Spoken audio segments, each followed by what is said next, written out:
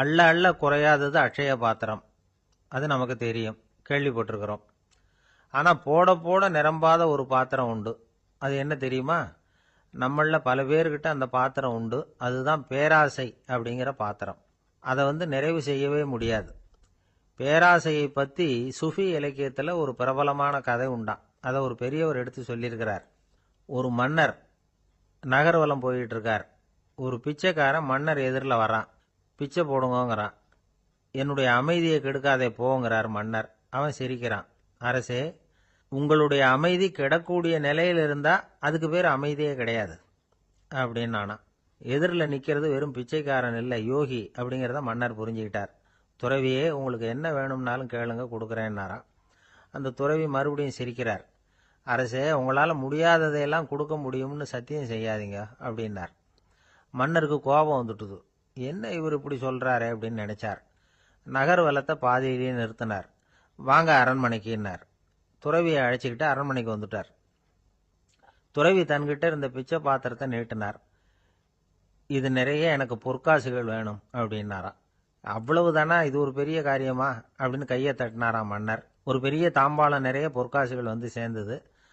அதை அள்ளி போட்டார். போட போட அந்த பிச்சை பாத்திரம் நிரம்பவே இல்லை. பொற்காசுகள் போட போட அவ்வளவையும் உள்ளே வாங்கிக்கிட்டே இருக்குது. அரசாங்க கஜானாவே காலி ஆகிட்டுது. மூட்டை மூட்டையாக பொற்காசுகளை கொட்டி பார்த்துட்டாங்க. அது முழுங்கிக்கிட்டே இருக்குது. கடைசி வரைக்கும் அந்த பிச்சை பாத்திரம் நிரம்பவே இல்லை. அரசர்கிட்ட இருந்த கர்வம் போயிட்டுது. அப்படியே பொத்துன்னு துறவி காலில் விழுந்தார். அப்போ அந்த துறவி சொன்னாராம், மன்னா, இந்த பிச்சை பாத்திரத்தை உங்களால் மட்டும் இல்லை, வேற யாராலையும் நிரப்ப முடியாது. அதுக்கு என்ன காரணம்னா, இது சாதாரண பிச்சை பாத்திரம் இல்லை, பேராசைகளோடு வாழ்ந்து செத்துப்போன ஒரு மனிதனின் மண்டை ஓடுது அப்படின்னாராம். பாருங்க, இதுதான் அந்த சுஃபி இலக்கிய கதை. செத்த பிறகும் நிறைவு இல்லைன்னா அது எப்பேற்பட்ட பேராசையாக இருக்கும்னு யோசிச்சு பார்த்துங்க. நம்மால் ஒருத்தர் கல்யாணம் பண்ணிக்க பொண்ணு பார்த்துக்கிட்டு இருந்தார். அழகு, அறிவு, படிப்பு எதுவும் தேவையில்லை, பணம் மட்டும் இருந்தால் போதும் அப்படின்னு பார்க்குறவங்க கிட்டெல்லாம் சொல்லி வச்சார். ரொம்ப நாளைக்கு அப்புறம் ஒரு பணக்காரர் கிடைச்சார். அவர் சொன்னார், இதை பாருங்க, எனக்கு 20 வயசில் ஒரு மகள், அவளை நீங்கள் கல்யாணம் பண்ணிக்கிட்டா 2 லட்சம் பணம் கொடுப்பேன். 25 வயசில் ஒரு பொண்ணு, அவளை கல்யாணம் பண்ணிக்கிட்டா 2.5 லட்சம் தருவேன். 30 வயசில் ஒரு பொண்ணு இருக்கா, அவளை கல்யாணம் பண்ணிக்கிட்டா 3 லட்சம் தருவேன். என்ன சொல்கிற அப்படின்னாராம். இவன் கொஞ்ச நேரம் யோசிச்சு பார்த்துருக்கான். அதுக்கப்புறம் மெதுவாக அவரை நிமிர்ந்து பார்த்து, ஏன் சார், உங்ககிட்ட 50 வயசில் ஏதாவது பொண்ணு இருக்கா அப்படின்னு கேட்டானா. ஒரு தெருவில் சில சிறுவர்கள் விளையாடிக்கிட்டு இருந்தாங்க. ஏதோ ஒரு உயரமான கல்லை நடுத்தெருவில் வச்சு அதை சுற்றி சுற்றி ஓடி வந்துக்கிட்டு இருக்கிறாங்க. அது என்ன விளையாட்டோ அவங்களுக்கு தான் தெரியும். கொஞ்ச நேரம் அப்படி விளையாடிக்கிட்டு இருந்தவங்க விளையாடி முடிச்சதும் அந்த கல்லை நடுத்தெருவில் அப்படியே விட்டுட்டு அவங்கவுங்க வீட்டுக்கு ஓடி போட்டாங்க. அதுக்கப்புறம் அந்த வழியாக 2 பெண்கள் பேசிக்கிட்டே வந்தாங்க. பேச்சு சுவாரஸ்யத்தில் நடுத்தெருவில் இருந்த அந்த கல்லை கவனிக்கல. காலில் இடிச்சுட்டுது, லேசாக ரத்தம் வந்துட்டுது, வலி தாங்கலை. காலில் இடிச்சுக்கிட்ட பொண்ணு திட்ட ஆரம்பிச்சுட்டுது. வர வர ஊர் உலகம் ரொம்ப கெட்டு போச்சு, யாருக்கும் பொறுப்பே கிடையாது பாரு, இப்படி நடுத்தருவில் பொறுப்பு இல்லாமல் இப்படி கல்லை போட்டு வச்சிருக்கிறாங்களே, இது நியாயமா அப்படின்னு சொல்லி இந்த சமூகத்தை கடுமையாக விமர்சனம் பண்ணிக்கிட்டு அவங்க போயிட்டாங்க. கொஞ்ச நேரம் கழித்து ஒரு வாலிபன் அந்த வழியாக வந்தான். அந்த கல்லை பார்த்தான், நின்னான், ஒரு நிமிஷம் யோசனை பண்ணான், என்ன பண்ணலாம்னு பார்த்தான். தன்னுடைய வீரத்தையும் பலத்தையும் காட்டணும்னு நினைச்சான். பின்னாடி போனான். அப்புறம் வேகமாக ஓடி ஒரு சின்ன ஹை ஜம்ப், அப்படியே துள்ளி குதிச்சான். துள்ளி குதித்து தாண்டி அந்த பக்கமாக போய் விழுந்தான். அப்படியே விசில் அடிச்சுக்கிட்டு அவன் பாட்டுக்கு நடந்து போகிறான். அடுத்தபடியாக ஒரு காதல் ஜோடி அந்த வழியாக வந்தது. நடுத்தெருவில் கல் கண்ணில் பட்டது. அவங்க 2 பேரும் ரொம்ப நெருக்கமாக சேர்ந்து வந்துக்கிட்டு இருக்கிறாங்க. நடுவில் கல் இருக்கிறதுனால கொஞ்ச நேரம் 2 பேரும் விலகி மறுபடியும் இந்த பக்கம் சேர்ந்து போகணும். கொஞ்ச நேரம் நாம் பிரிய வேண்டி இருக்குதே அப்படின்னு வருத்தத்தோட முணுமுணுத்துக்கிட்டே இந்த பக்கம் வந்தாங்க. அதுக்கப்புறம் வழக்கம் போல் சேர்ந்து அவங்க பாட்டுக்கு எதிர்காலத்தை பற்றி கற்பனை பண்ணிக்கிட்டே போயிட்டாங்க. கடைசியாக அந்த வழியாக பார்வை இல்லாத ஒருத்தர் வந்துக்கிட்டு இருக்கார். அவர் கையில் வழக்கமாக வச்சிருக்கிற அந்த ஊன்றுகோல், கையில் இருக்கிற அந்த ஊன்றுகோலால் தனக்கு முன்னாடி அப்படியே இப்படியும் அப்படியே தட்டிக்கிட்டு பார்த்துக்கிட்டே அவர் மெதுவாக நடந்து வந்துக்கிட்டு இருக்கிறார். வழியில் இருக்கிற அந்த கல் தட்டுப்பட்டுது. உடனே நடுத்தெருவில் ஒரு கல் இருக்குங்கிறத அவர் புரிஞ்சுக்கிட்டார். உடனே குனிஞ்சார். அந்த கல்லை தடவி பார்த்து எடுத்தார். தெரு ஓரமாக கொண்டுட்டு போய் போட்டார். அதுக்கப்புறம் அவர் பாட்டுக்கு அவர் வழியில் நடந்து போனார். இப்போ இதுல பல பேர் வந்தாங்க போனாங்க. இவங்கள பார்வை உள்ளவங்க யார், பார்வை இல்லாதவங்க யார்? இப்படி ஒரு கேள்வி கேட்டா என்ன பதில் சொல்ல முடியும்? கொஞ்சம் யோசிச்சு பார்த்தா இன்னைக்கு பல பேர் இப்படிதான் இருந்துகிட்டு இருக்கிறோம். ஒரு ஆள் பார்க்கறதுக்கு பெரிய மனுஷன் மாதிரி இருக்கார். ஒரு தெரு வழியா நடந்து வந்துகிட்டு இருந்தார். இருட்டு நேரம். வழியில ஒரு பெரிய கல்லு கிடந்தது, கருங்கல்லு. பார்த்தார். கொஞ்ச நேரம் யோசிச்சார். போய் தூக்கி பார்த்தா ரொம்ப கனமா இருந்தது. இன்னொரு ஆள் சேர்ந்தாதான் தூக்க முடியும். இவர் உடனே ரோட்டோரமா போய் ஒரு மரத்தடியில உட்காந்துக்கிட்டார். ரெண்டு பக்கமும் பார்த்துக்கிட்டே இருக்கார், யாராவது வர்றாங்களான்னு. கொஞ்ச நேரத்துல ஒருத்தர் வந்தார், இவருக்கு தெரிஞ்சவர். என்னங்க இந்த நேரத்துல இங்க உட்காந்துருக்குறீங்கன்னு கேட்டார் அவர். அதோ அந்த கருங்கல் அப்படின்னு சுட்டி காட்டினார். ஓ, அதை தூக்கி ஓரமா போடணுமா? வாங்க ரெண்டு பேரும் தூக்கலான்னார் வந்தவர். நான் அதுக்காக உட்காந்துருக்கலன்னார் இவர். பின்ன வேற எதுக்காகன்னார் அவர். ஒரு மனுஷன் கருங்கல்லுல காலை இடிச்சுக்கிட்டான்னா எப்படி துள்ளுவான்னு பார்க்கணுங்கிறது எனக்கு ரொம்ப நாளா ஒரு ஆசை. அதுக்காக தான் உட்காந்துருக்கிறேன் அப்படின்னாராம். ஒரு பெரியவர் உட்கார்ந்துருக்கிறார். அவரை சுத்தி அவருடைய தோழர்கள் உட்கார்ந்துருக்கிறாங்க. ஏதோ ஒரு முக்கியமான செய்தியை அவர் அவங்களுக்கு சொல்லிட்டு இருக்கிறார். அவங்களும் ஆர்வமா கேட்டுக்கிட்டு இருக்கிறாங்க. இந்த சமயத்துல யாரோ ஒரு ஆள் வேகமா அங்க வர்றார். வர்ற வேகத்திலேயே எனக்கு ஏதாவது உதவி செய்யுங்க அப்படின்னு கேட்டுக்கிட்டே வர்றார். கேட்கறது உதவி, ஆனா குரல் மிரட்டுறது மாதிரி இருக்கு, அதட்டி கேட்கறது மாதிரி இருக்கு. இதை கேட்டதும் அந்த பெரியவர் ஆத்திரப்படலை, ஆனா அவரை சுத்தி இருந்தவங்க ஆத்திரப்பட்டாங்க. இதை பெரியவர் கவனிச்சார். கொஞ்சம் அமைதியா இருங்கன்னார். வந்தவரை கூப்பிட்டார். அவருக்கு சில பொருள்களை கொடுத்தார். என்னங்க இப்போ உங்களுக்கு மகிழ்ச்சி தானே அப்படின்னார். ஆ அப்படின்னு அலட்சியமா அவர் சொல்றார். நான் உங்களை நல்ல முறையில் நடத்தினேன்னா அப்படின்னு கேட்குறாரு அவர் மறுபடியும். அதெல்லாம் ஒன்றும் இல்லை அப்படின்னு சொல்லி அவர் சொல்லிட்டு இருக்கிறாரு. குரலில் கடுமை குறையில. சுற்றி இருந்தவங்களால இதை பொறுத்துக்க முடியல. கோபத்தோடு அவரை நோக்கி நெருங்க ஆரம்பிச்சாங்க. பெரியவர் அவங்களையெல்லாம் தடுத்து நிறுத்தினார். வந்தவரை வாங்க என்னோட அப்படின்னு சொல்லி அழைச்சிட்டு போனார். வீட்டுக்கு போனார். அங்கே போனதும் இன்னும் சில பொருள்களை எடுத்து அவர்கிட்ட கொடுத்தார். இப்போ திருப்தி தானே, நான் உங்ககிட்ட நல்ல முறையில் நடந்துக்கிட்டேனா அப்படின்னார். அவர் முகம் இப்போதான் கொஞ்சம் மலர்ந்தது. ரொம்ப நன்றி, இறைவன் உங்கள் குடும்பத்துக்கு எல்லா நன்மைகளையும் செய்வான் அப்படின்னு சொன்னார். இதே வார்த்தைகளை என்னுடைய தோழர்கள்கிட்டே சொல்லிட்டீங்கன்னா அவங்க கோபம் தணிஞ்சிரும். வர முடியுமான்னார். கண்டிப்பாக வர்றேன் அப்படின்னாரு. மறுநாள் காலையில் அந்த இடத்துக்கு வந்தார். அதே மாதிரி சொல்லிவிட்டு அவர் போயிட்டார். தோழர்கள்லாம் ரொம்ப வியப்போடு பெரியவரை பார்த்தாங்க. அந்த பெரியவர் தான் நபிகள் நாயகம். அவர் சொன்னார், ஒருத்தன் ரொம்ப ஆசையாக ஒரு ஒட்டகத்தை வளர்த்துக்கிட்டு வந்தான். ஒரு நாள் அந்த ஒட்டகம் கயத்தை அறுத்துக்கிட்டு ஓடி போயிட்டுது. அக்கம் பக்கத்தில் இருக்கிறவங்கெல்லாம் அந்த ஒட்டகத்தை பிடிக்கிறதுக்கு முயற்சி பண்ணாங்க. அதை துரத்திக்கிட்டு ஓடினாங்க. ஒட்டகம் தாறுமாறாக ஓட ஆரம்பிச்சுது. இந்த சமயத்தில் ஒட்டகத்தை வளர்த்தவன் அங்கே ஓடி வந்தான். நீங்கள் அதை ஒன்றும் செய்ய வேணாம், விட்டுருங்க. அதோட சுபாவம் எனக்கு நல்லா தெரியும். அதை சுலபமாக என்னோட வழிக்கு கொண்டுட்டு வந்துட முடியும். நான் பார்த்துக்கிறேன், விட்டுருங்கோ அப்படின்னா. எல்லாரும் விலகி போயிட்டாங்க. இவன் என்ன செஞ்சான் தெரியுமா? கொஞ்சம் புல்லை கையில் எடுத்துக்கிட்டு அந்த ஒட்டகத்தை நெருங்கினான். அவ்வளவுதான். அது ஓடி இவன் காலடியில் உட்காந்துக்கிட்டது. செல்லமாக அதை அப்படியே தடவி கொடுத்தான். முதுகில் ஏறி உட்காந்துக்கிட்டான். அது பாட்டுக்கு சாதுவாக நடந்து போகுது. இந்த கதையை நபிகள் நாயகம் தம்முடைய தோழர்களுக்கு சொல்றார். ஒட்டகத்தை மட்டும் இல்லை, சில மனிதர்களையும் கூட சில விதத்தில் அணுகிதான் அவர்களை சீர்திருத்த வேண்டியிருக்குது அப்படிங்கிறத அவங்களுக்கு உணர்த்தினார். இது ஒரு அழகான உளவியல் அணுகுமுறை. சில குடும்ப தலைவர்கள் கூட இந்த ஒட்டகம் மாதிரி நடந்துகிறது உண்டு, அப்புறம் அடங்கி போகிறதும் உண்டு. ஒரு குடும்ப தலைவர் காலையில் எழுந்திரிச்சதுலேருந்து சத்தம் போட்டு கத்திக்கிட்டு இருப்பார். பக்கத்தில் இருந்தவங்கெல்லாம் ஓடி போய் சமாதானம் பண்ணி பார்த்தாங்க. அவர் ஓயறது மாதிரி தெரியல. கடைசியில் அவர் மனைவி வந்தாங்க. நீங்கள் எல்லாம் விலகி போயிடுங்க, அவர் சுபாவம் எனக்கு தெரியும், நான் பார்த்துக்கிறேன் அப்படின்னாங்க. சரின்னு எல்லாரும் போயிட்டாங்க. சாயந்தரமாக பார்க்குறாங்க, அவர் சத்தம் இல்லாமல் ஒரு மூலையில் உட்காந்துருக்கிறார். ரொம்ப சாதுவா. ஆச்சரியமாக இருந்தது. என்னம்மா பண்ணீங்கன்னு கேட்டாங்க. அது ஒன்றும் இல்லைங்க, ஒரு வேளை சாப்பாட்டை நிறுத்தினேன், பட்னி போட்டேன், அவ்வளவுதான் அப்படின்னாங்க அந்த அம்மா. இந்த உலகத்தில் எவ்வளவோ உயிரினங்கள் இருக்கு. ஒவ்வொன்றும் ஒவ்வொரு விதமாக சண்டை போடுது. இப்போ 2 மாடு சண்டை போட்டுக்குதுன்னு வச்சுங்க, என்ன பண்ணும்? 2 முட்டிக்கும். அதுக்கு சண்டை போடுறதுக்கு ஆயுதமாக உபயோகப்படுறது அதோட கொம்பு. 2 சேவல் சண்டை போட்டுக்குதுன்னு வச்சுங்க, அதுக்கு ஆயுதமாக உபயோகப்படுறது அதோட கால் நகம். காலால் தான் அது ஒன்றோட ஒன்று சண்டை போட்டுக்கும்.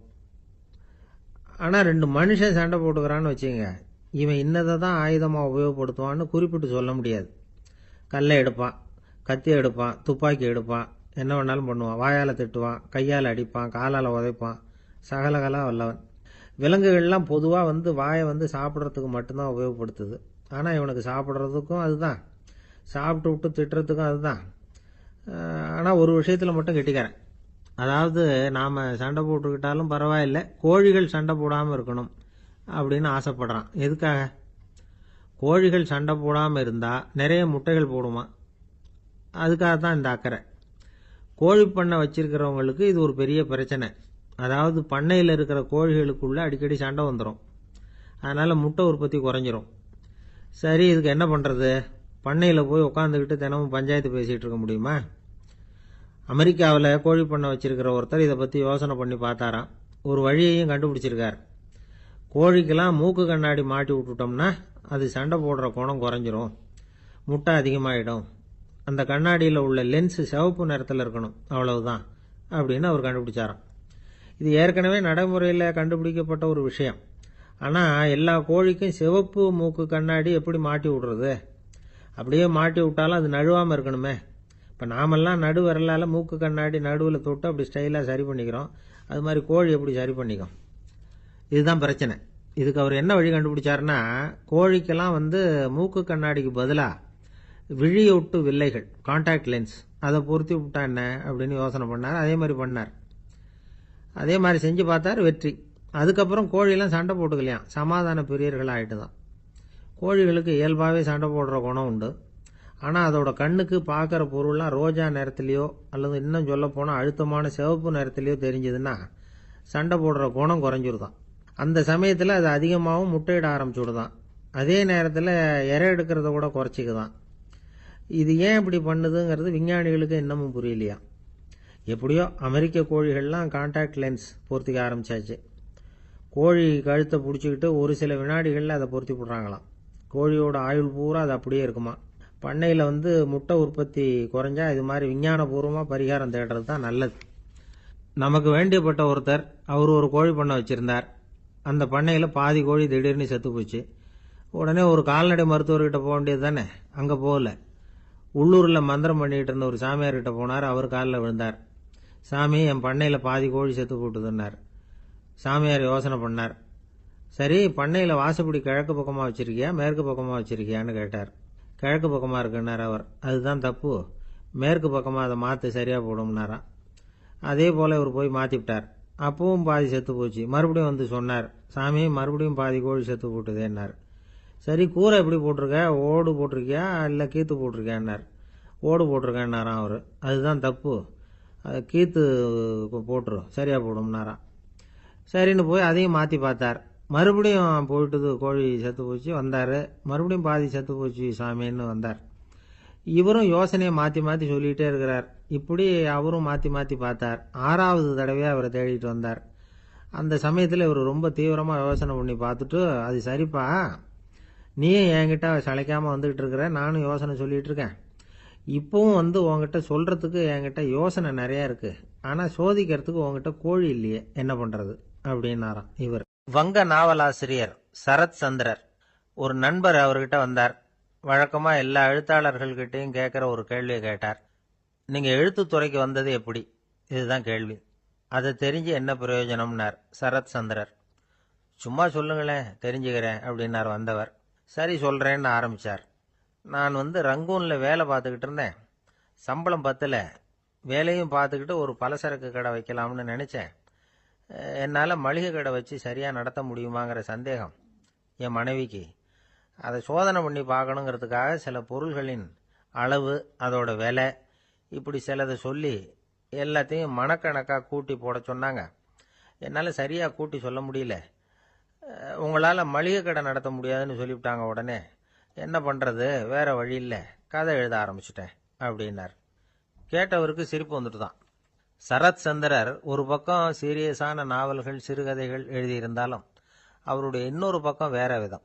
நண்பர்கள்கிட்ட பேசும்பொழுதும் சரி, அவர்களுக்கு கடிதங்கள் எழுதும் போதும் சரி, கேலியும் கிண்டலும் நகைச்சுவை உணர்வும் அதிகமாக இருக்கும்.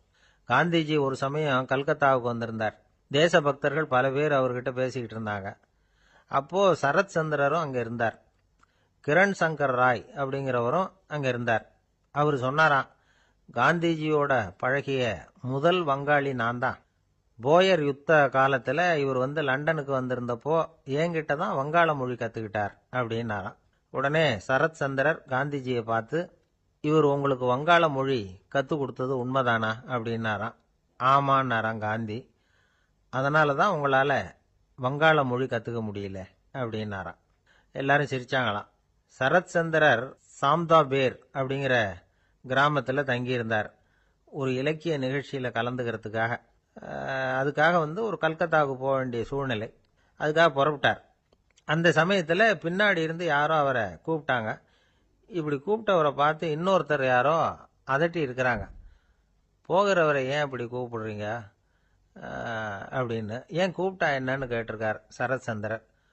புறப்படுறவங்கள பின்னாடி இருந்து கூப்பிடுறது அபசகுனம், போற இடத்துல ஏதாவது ஆபத்து வரலாம் அப்படின்னு அதுக்கு விளக்கம் கொடுத்திருக்கிறார் அவர்.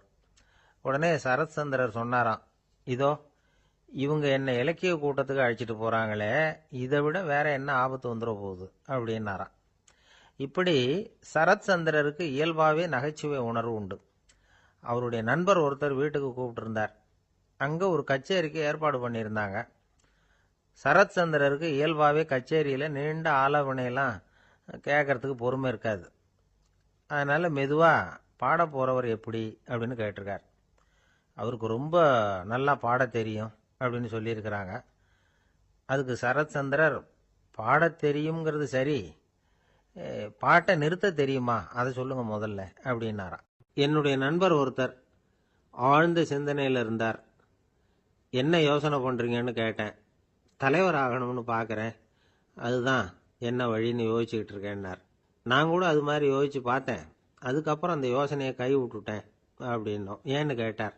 அதுக்கான தகுதிகள் நமக்கு இல்லைங்கிறது புரியுது. அது நமக்கு புரியறத விட நம்ம விட மற்றவங்களுக்கு நல்லா புரிஞ்சு போச்சு. அதனால பேசாம கம்முன்னு இருந்துடுறது தான் நல்லது அப்படின்னோம். தலைவர் ஆகிறதுக்கு தகுதிகள் வேற உண்டோ அப்படின்னு கேட்டார். அவர் யதார்த்தமாக தான் கேட்குறார். நாங்கள் உடனே எங்ககிட்ட இருந்த ஒரு புஸ்தகத்தை எடுத்து அவர்கிட்ட கொடுத்தோம். படித்து பாருங்கன்னு. தலைவர் ஆகிறதுக்கு என்ன வழி அப்படிங்கிறத பற்றி அதில் போட்டிருக்கிறாங்க. முதல் வழி என்ன தெரியுமா?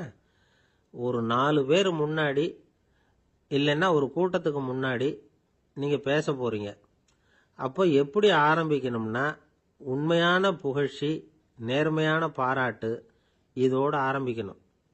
எடுத்ததுமே அது சரியில்லை இது சரியில்லைன்னு பேசிட்டு இருக்கக்கூடாது. மக்களை பார்த்து நீங்க தான் தப்பு பண்ணிவிட்டீங்க அப்படின்னு நேரடியாக சொல்லக்கூடாது. தவறு இருந்தாலும் அதை மறைமுகமா ஏதாவது கதை சொல்லி அதிலிருந்து அவங்க புரிஞ்சுக்கிற மாதிரி செய்யணும். அடுத்தவங்க பண்ண தப்பு என்னன்னு அலசறதுக்கு முன்னாடி நீங்க பண்ணின தப்பு என்னங்கிறத பத்தியே பேசுங்க. எதுக்கும் நேரடியா உத்தரவு போட்டுக்கிட்டு இருக்கக்கூடாது.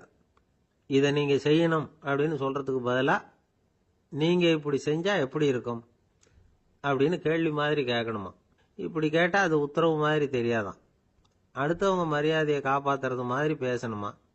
உங்க பேச்சு இன்னொருத்தரை அவமானப்படுத்துறது மாதிரி இருக்கக்கூடாதான். ஏண்டா இவங்கிட்ட போய் மாட்டிக்கிட்டோம்னு யாரும் நினைச்சிடக்கூடாது. ஒவ்வொரு சின்ன வளர்ச்சியையும் பாராட்டணும். வெற்றி சாதாரணமா இருந்தாலும் பாராட்டாம இருந்துடக்கூடாது. பாராட்டும் பொழுது தாராளமா இருக்கணும். குறை சொல்லும் பொழுது கவனமா இருக்கணும். வாய்க்கு வந்தபடி பேசிவிட்டா அதுக்கப்புறம் வகையா மாட்டிட்டு முழிக்க வேண்டியிருக்கும். நீங்க பேசுறது இன்னொருத்தருக்கு ஒரு கௌரவத்தையும் மரியாதையும் உண்டு பண்றது மாதிரி இருக்கணும். நீங்க பேசுறது அடுத்தவங்களுக்கு இருக்கிற கொஞ்ச நெஞ்ச மரியாதையும் எடுத்து விடுறது மாதிரி இருக்கக்கூடாது. உங்க பேச்சை கேட்டா கேட்கறவங்களுக்கு ஒரு ஊக்கம் வரணும், உற்சாகம் வரணும். தவறு எதுவா இருந்தாலும் அதை சுலபமா திருத்திக்கலாம், சரி பண்ணிக்கலாங்கிறது மாதிரி இருக்கணும் உங்க பேச்சு. அடுத்தவங்களை சந்தோஷப்படுத்துங்க. உங்க யோசனையை கேட்டு நடந்துக்கிறதுனால அந்த சந்தோஷம் அவங்களுக்கு கிடைக்கணும். இந்த தகுதியெல்லாம் உங்ககிட்ட இருந்தா நீங்க ஒரு சிறந்த தலைவராகலாம் அப்படின்னு அந்த புஸ்தகத்துல போட்டிருக்கு. இந்த காலத்துல தலைவர் ஆகிறதுக்கு வேற சில தகுதிகள்லாம் கூட தேவைப்படுது. ஒரு புள்ள தன்னுடைய அப்பா கிட்ட, அப்பா உன்ன மாதிரியே நானும் அரசியல்ல சேரணும், தலைவர் ஆகணும்னு ஆசைப்படுறேன், இன்னையிலிருந்து எனக்கு அரசியல் பாடம் கத்துக் கொடு அப்படின்னு கேட்டிருக்கான். அவரும் சரின்னு சொல்லிவிட்டு ஒரு பெரிய ஏணி எடுத்துட்டு வந்தாராம். ஒரு செவுத்துல சாத்தினார். இந்த ஏணியில ஏறி உயர போய் அங்க பரன் மேல இருக்கிற ஒரு புத்தகத்தை எடுத்துட்டு வாடான்னு இருக்கார். மகனை பார்த்து, அப்பா ஏணி ரொம்ப உயரமா இருக்குது, நீ ஜாக்கிரதையா இதை பிடிச்சிக்கோ, நான் ஏறி போறேன் அப்படின்னு நான் பையன். பயப்படாத, நான் பார்த்துக்கிறேன்னாரு அப்பா. பையன் ஏணியில் ஏறினா உச்சிக்கு போனதும் அப்பா கையை எடுத்துட்டார். ஏணி அப்படியே சரிஞ்சுட்டுது. பையன் பொத்துன்னு கீழே விழுந்துட்டான். இடுப்பு பிடிச்சிக்கிட்டே எழுந்திரிச்சான்.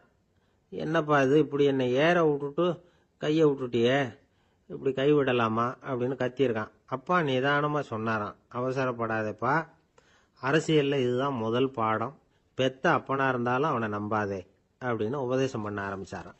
ஒருத்தர் இருக்கார், நல்ல உத்தியோகத்தில் தான் இருக்கிறார். ஆனால் எப்போ பார்த்தாலும் முகத்தை வெறுப்பாக வச்சிருப்பார். அப்படியே வருவார் போவார். ஏன் சார் இப்படி இருக்கிறீங்க அப்படின்னு விசாரித்தோம். ஏன்டா இந்த வேலைக்கு வந்தோம்னு இருக்கு சார் அப்படின்னார். உங்கள் வேலை உங்களுக்கு பிடிக்கலையா அப்படின்னு கேட்டோம். இல்லைன்னார். இப்படிப்பட்டவங்க வெற்றிகரமான வாழ்க்கை வாழ முடியாது. இது நிபுணர்கள் கருத்து. வேலையை நேசிக்க தெரிந்தவர்கள் வெற்றி பெறுவார்கள் அப்படிங்கிறாங்க அவங்க. எந்த துறையாக இருந்தாலும் சரி, அந்த துறையில் வெற்றிகரமாக இருக்கிறவங்கள விசாரித்து பாருங்க. எனக்கு என்னுடைய வேலை ரொம்ப பிடிக்கும் அப்படின்னு சொல்கிறவங்களாக தான் இருப்பாங்க. அப்படி இருந்தால் தான் அது வெற்றிகரமாக இருக்க முடியுது அவங்களால. ஒருத்தனுக்கு பிடித்தமான பொழுதுபோக்கே அவனுடைய தொழிலாக இருந்துட்டுதுன்னா அவனை மாதிரி கொடுத்து வச்சவன் வேற யாரும் இல்லை அப்படிங்கிறார் பெர்னாட் ஷா. ஒரு தடவை மன்னர் ஹுமாயூன் உயிரை தண்ணீர் முண்டு ஊற்றுகிற தொழிலாளி ஒருத்தர் காப்பாற்றினாராம் அந்த ஹுமாயூன் உயிரை. உடனே மன்னர் கேட்டிருக்கார், உனக்கு என்ன வேணும்னாலும் கேளு தரேன், உயர் பதவி வேணுமா அப்படின்னு கேட்டாராம். மன்னா, மக்களின் தாகம் தீர்க்கக்கூடிய இந்த பணியை விட உயர்ந்தது உண்டா அப்படின்னாராம் அந்த தொழிலாளி. அவரால் அவருடைய வேலையை நேசிக்க முடிஞ்சுது. அதனால் மகிழ்ச்சியாக இருக்க முடிஞ்சுது. நாமெல்லாம் அப்படி இல்லை. வேலை கிடைக்கிற வரைக்கும் கிடைச்சா போதும் அப்படின்னு இருக்கோம். கிடைச்சதுக்கப்புறம் ஏன்டா அந்த வேலைக்கு வந்தோம்னு ரொம்பவும் அழுத்துக்குவோம். சரி, நாம் இருக்கிற இடத்துல நாம் வெற்றிகரமாக இருக்க வழி உண்டா அப்படின்னா உண்டுன்னு சொல்கிறாங்க. அதாவது மன இயல் நிபுணர்கள் இருக்கிறாங்க இல்லையா, அவங்க அதுக்கு முக்கியமாக 6 வழிகள் சொல்கிறாங்க. நீங்கள் ஒரு அலுவலகத்தில் வேலை பார்க்குறவரா அப்படின்னா இதை கேளுங்க. அதாவது உங்கள் மேலதிகாரி எதிர்பார்ப்புக்கு தகுந்த மாதிரி உங்கள் வேலை இருக்குதா? அப்படி இல்லைன்னா முதல்ல உங்கள் வேலையின் தரம் உயரணும். உங்களுக்கு மேலே கீழே வேலை பார்க்குற பணியாளர்கள்கிட்ட நல்ல விதமாக பழகுறீங்களா? அந்த உறவு முறையில் ஏதாவது குறை இருந்தால் அதை கண்டுபிடிச்சி சரி பண்ணுங்க. நம்பிக்கைக்கு உரியவர் அப்படின்னு நீங்கள் பேர் எடுக்கணும். நீங்கள் எடுக்கிற முடிவு நல்ல முடிவாக தான் இருக்கும் அப்படின்னு அடுத்தவங்க சொல்லணும். உங்கள் தோற்றத்துக்கு முக்கியத்துவம் கொடுங்க. இது மனம் உடல் ரெண்டும் சம்மந்தப்பட்டது. அதனால் மனசையும் ஆரோக்கியமாக வச்சுருக்கணும், உடம்பையும் ஆரோக்கியமாக வச்சுருக்கணும். உங்களுடைய நிர்வாகம் செயல்படுற விதத்தை நல்லா புரிஞ்சு வச்சுக்கணும். உங்களுடைய நிர்வாகம் இப்போ ஒரு காரியம் செய்யுதுன்னு வச்சுங்க, ஏன் அப்படி செய்யுது, எதுக்காக அப்படி செய்யுது, அதனுடைய குறிக்கோள் என்ன, அது நீடிக்கிறதுக்கு காரணம் என்ன, இதையெல்லாம் தெரிஞ்சுக்கணும். சிரிப்புக்கு வஞ்சகம் பண்ணக்கூடாது. நல்லா சிரிக்கணும், அப்போ தான் அது திரும்ப கிடைக்கும். கடந்த கால தோல்வியை பற்றி கவலைப்படக்கூடாது. முதலாளி விருப்பம் தெரிஞ்சு நடந்துக்கிறது நல்லது தான். அதுக்காக காக்கா பிடிக்கணுங்கிற அவசியம் இல்லை. உங்களுக்கு ஒரு பொறுப்பான வேலை கிடைக்குது, உடனே சத்தம் குழப்பம் அப்படின்னு சூழ்நிலையை இறுக்கமாக ஆக்கிடக்கூடாது. எந்த சூழலையும் இயல்பாக கையாளக்கூடியவர் அப்படிங்கிறத காட்டணும். இதெல்லாம் உங்கள் துறையில் நீங்கள் வெற்றி பெற நிபுணர்கள் சொல்கிற யோசனைகள். இவ்வளவு விவரமும் சொல்லிவிட்டு ஒருத்தரை பார்த்து கேட்டோம், இப்போ சொல்லுங்க, நீங்கள் செய்கிற வேலை உங்களுக்கு பிடிச்சிருக்குதா அப்படின்னோம். ரொம்ப ரொம்ப பிடிச்சிருக்குது அப்படின்னார். சரி, என்ன செஞ்சிட்டு இருக்கிறீங்க அப்படின்னு கேட்டோம். சும்மா தான் இருக்கிறேன் அப்படின்னார் அவர். அவர் ஒரு பெரிய குடும்பத்தில் பிறந்தவர். இருக்கிற சொத்துக்கள் எல்லாத்தையும் வாரி வழங்கிவிட்டு காட்டுக்கு புறப்பட்டார் தவம் செய்யறதுக்காக. இருந்தது பூராவும் கொடுத்துட்டார். இனிமே எதுவுமே இல்லை கொடுக்கறதுக்கு. அப்போ கடைசியாக ஒருத்தன் கையை நீட்டினான். ஐயா, ஏதாவது கொடுங்கன்னா. அவர் பார்த்தார். கட்டியிருக்கிற வேட்டியை தவிர வேற எதுவுமே இல்லை. 8 முழம் பட்டு வேட்டி, ஜரிகை கரையோடு இருக்குது. கடைசியாக அதை தான் எடுத்து கட்டிக்கிட்டு அவர் புறப்பட்டுக்கிட்டு இருக்கிறார். அவர் பார்த்தார், எதிரில் அவன் பரிதாபமாக நின்றுட்டு இருக்கிறான். அந்த 8 முழ வேட்டியை 2ஆக கிழிச்சார். 4 முழத்தை அவங்ககிட்ட கொடுத்துட்டு மீதி 4 முழத்தை தன்னுடைய இடுப்பில் கட்டிக்கிட்டு அவர் காட்டுக்கு போயிட்டார். இவன் என்ன பண்ணான் தெரியுமா? கையில் கிடைச்ச 4 முழத்தை எடுத்துக்கிட்டு கடை வீதிக்கு போனான். பழைய பட்டு வேட்டி ஜருகை இதெல்லாம் விலைக்கு வாங்குற வணிகர் ஒருத்தர் இருந்தார். அவர்கிட்ட போனான். இதை விலைக்கு எடுத்துக்கிறீங்களான்னு கேட்டான். அவர் வாங்கி பார்த்தார். ஆகா, ரொம்ப அருமையான வேட்டி, விலை வசந்த ஜருகை, இது ஏது உனக்குன்னு கேட்டார். அவன் நடந்ததை சொன்னான். அப்படின்னா ஒன்று செய், இந்த வேட்டியோட இன்னொரு பாதியையும் மெதுவாக வாங்கிட்டு வந்துரு, உனக்கு நிறைய பணம் தரேன் அப்படின்னார் அந்த வணிகர்.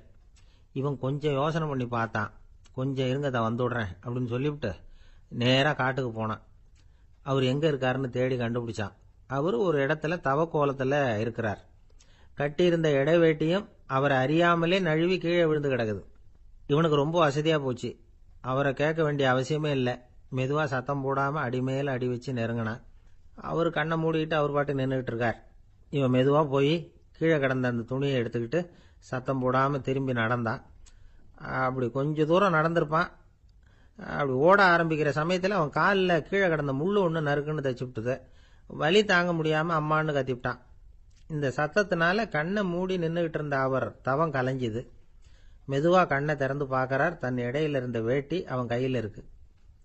இப்போ அவர் நினைக்கிறாராம், இந்த வேட்டி மேலே நான் வச்ச ஆசை அல்லவா அவனை வந்து திருடன் ஆக்கிவிட்டுது அப்படின்னு நினைச்சாராம். இது எப்பேற்பட்ட மனநிலைங்கிறத கொஞ்சம் யோசிச்சு பாருங்க. தான் ஒரு பொருள் மேலே வைத்த பற்று இன்னொரு மனிதன் திருடனா ஆகிறதுக்கு காரணம் ஆயிட்டுதே அப்படின்னு நினைக்கிறார். அப்படி நினைச்ச அவர் யார் தெரியுமா? அவர் தான் மகாவீரர். இழந்துட்டேங்கிறியே, நீ என்னத்தை கொண்டு வந்த இங்கே இழக்கிறதுக்கு? நீ என்னத்தை உண்டாக்குன இது அழிஞ்சுட்டுதுன்னு சொல்றதுக்கு? இது அவருடைய சிந்தனை. இன்னைக்கு நம்ம சிந்தனையெல்லாம் வேற மாதிரி இருக்குது. ஒருத்தன் நடுத்தெருவில் உட்காந்து அழுதுகிட்டு இருந்தான். அந்த வழியா வந்தவர் கேட்டார், ஏன்ப்பா அழற அப்படின்னு கேட்டார். 5 ரூபா சார், இந்த இடத்துல விழுந்துட்டுது, ரொம்ப நேரமாக தேடுறேன், கிடைக்காது போல இருக்கு அப்படின்னா. எப்போ தொலைஞ்சுது அப்படின்னு கேட்டார். அது எனக்கு தெரியாது சார், பணத்தை தொலைச்சவன் தேடி பார்த்துட்டு போயிட்டான், நான் அவனுக்கு பின்னாடி தேட வந்தவன் அப்படின்னு சொல்லிவிட்டு மறுபடியும் தேட ஆரம்பிச்சானான். அமெரிக்க ஜனாதிபதி ஆப்ரஹாம் லிங்கன் ஒரு நாள் தன்னோட கோச்சு வண்டியில் தலைநகரான வாஷிங்டனுக்கு போயிட்டு இருக்கிறார். கோச்சு வண்டி ஒரு சாலையில் போயிட்டு இருக்கு. அந்த சாலைக்கு ஒரு பக்கத்தில் பயங்கரமான சதுப்பு நிலம். சதுப்பு நிலம்னா அது புதைகுழி, புதை மணல்ங்கிறோம்ல, அது மாதிரி. அந்த சதுப்பு நிலத்தில் யாராவது மாட்டிக்கிட்டா அவ்வளவுதான், ஆளை கொஞ்சம் கொஞ்சமாக உள்ள அமுக்கிவிடும். தப்பிச்சு கரையேறது கஷ்டம். அப்படிப்பட்ட நிலம் அது. ஆப்ரஹாம் லிங்கன் ஏதோ ஒரு முக்கியமான அரசாங்க வேலையாக போயிட்டு திரும்பி வந்துகிட்டு இருக்கிறார். அதனால் அந்த சமயத்தில் அவர் விலை உசந்த ஆடைகளை அணிஞ்சிருக்கிறார். அப்படி அவர் அந்த கோச்சு வண்டியில் வந்துகிட்டு இருக்கிறாரு. அந்த சமயத்தில் ஒரு காட்சி அவர் கண்ணில் போட்டுவிட்டது. என்ன தெரியுமா? ரோட்டுக்கு பக்கத்தில் இருந்த சதுப்பு நிலத்தில் ஒரு இளம் பன்றி குட்டி சிக்கிக்கிட்டு தவிச்சிக்கிட்டு இருக்குது. பரிதாபமாக கத்திக்கிட்டு இருக்குது. அதை பார்த்தார் லிங்கன். அவருக்கு என்ன மாதிரி ஆயிட்டுது. உடனே வண்டியை நிறுத்த சொன்னார். கீழே இறங்கினார். தன்னோட விலை உசந்த ஆடைகளை பற்றி லட்சியம் பண்ணவே இல்லை. தனக்கே ஆபத்து வரலாம்ங்கிறத பற்றியும் கவலைப்படலை. தான் ஒரு குடியரசுத் தலைவருங்கிறத பற்றியும் அவர் நினச்சி பார்க்கல. நேராக அந்த சதுப்பு நிலம் பக்கமாக போனார். அந்த சேத்துல இறங்கி பன்றிக்குட்டியை காப்பாற்றி கரைக்கு கொண்டுட்டு வந்து சேர்த்துட்டார். அதுக்கப்புறம் நிம்மதியாக கோச்சு வண்டியில் ஏறி வெள்ள மாளிகைக்கு வந்து சேர்ந்தார். ட்ரெஸ்ஸு, உடம்பு பூரா சேறு சகதி. பார்க்குறவங்களுக்கெல்லாம் ஆச்சரியமாக போச்சு. அவங்களுக்கு ஒன்றும் புரியல. இவர் நேராக ட்ரெஸ்ஸு மாற்றிக்கிறதுக்காக போனார். கோச்சு வண்டி ஓட்டிகிட்டு வந்தவங்கிட்ட போய் எல்லாரும் கேட்டாங்க, என்ன ஆச்சு அப்படின்னு. அவர் வர்ற வழியில் நடந்த விவரத்தை சொன்னார். ஆப்ரஹாம் லிங்கனுடைய இந்த இறக்க குணத்தை எல்லாரும் பாராட்டினாங்களாம், புகழ்ந்தாங்களாம். ஆனால் இதுக்கு லிங்கன் என்ன பதில் சொன்னார் தெரியுமா? தயவு பண்ணி இந்த புகழ்ச்சியான பேச்சையெல்லாம் ஒதுக்குங்க, அதெல்லாம் வேணாம். அந்த சின்ன பிராணி சகதியில் மாட்டிக்கிட்டு துடிச்சிக்கிட்டு இருந்தது, அதை பார்த்தேன். உடனே என்னுடைய இதயத்தில் ஒரு முள்ளு தைச்சது மாதிரி ஒரு உணர்வு. அந்த முள்ளை பிடுங்கி எறிஞ்சேன், அவ்வளவுதான். உண்மையில் அந்த பிராணிக்கு நான் வந்து உதவினேங்கிறத விட எனக்கு ஏற்பட்ட இன்னலை போக்கிட்டேன் அப்படிங்கிறது தான் உண்மை. அதுதான் பொருத்தம். அப்படி இருக்கிறப்போ இதில் புகழறதுக்கு என்ன இருக்குது அப்படின்னாரு ஆப்ரஹாம் லிங்கன்.